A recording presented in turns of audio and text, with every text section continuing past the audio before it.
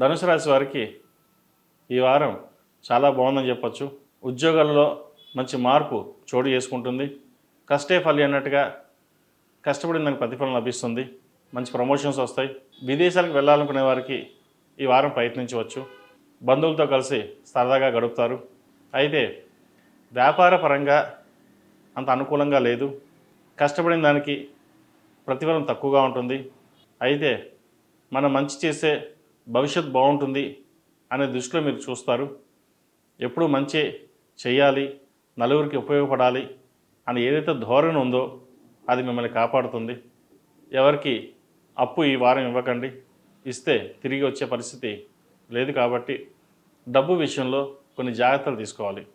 అధికంగా ఖర్చు చేయరు, కానీ ఖర్చు చేస్తే మటుకి వాటిని మంచి ఉపయోగాలకే వాడండి. ఇల్లు కానీ, స్థలాలు కానీ, బంగారం కానీ ఇవి కొనండి. మంచి ఫలితాలు సాధిస్తారు. వాహన యోగం ఉంది.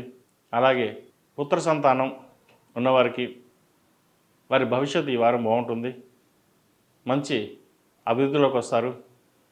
అటు గవర్నమెంట్ ఉద్యోగం కావచ్చు, ఇటు సాఫ్ట్వేర్ కావచ్చు, టెక్నిక్ కావచ్చు, ఏదైనా సరే మంచి ఉద్యోగం లభించే అవకాశం గోచరిస్తోంది.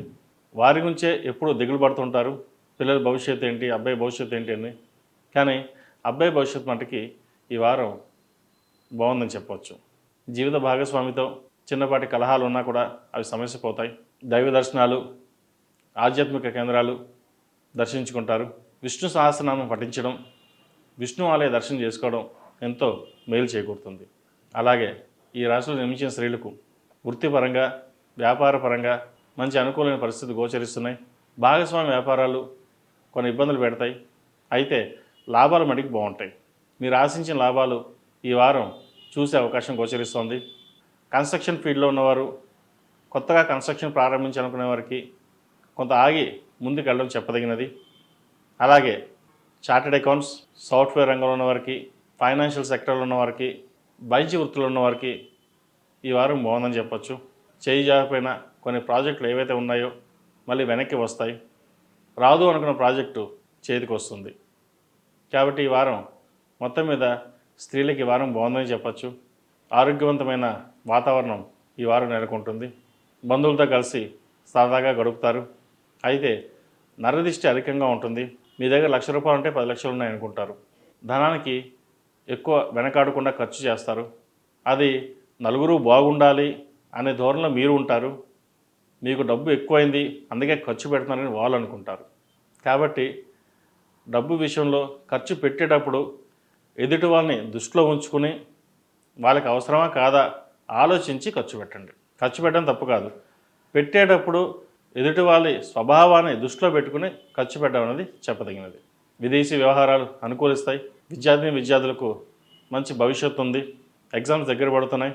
4 ఏళ్ళు కష్టపడితే 40 ఏళ్ళు సుఖపడతారు అన్న మాటని మర్చిపోకుండా చదువు మీద దృష్టి సారించండి. మంచి ఫలితాలు అందుకోగలుగుతారు. ఈ రాశిలో జన్మించిన వారు ప్రతిరోజు ప్రతినిత్యం శని స్తోత్రం పఠించండి. ఎందుకంటే వీరికి అర్ధాష్టమి శని ప్రారంభం కాబోతుంది మార్చి 29 నుంచి.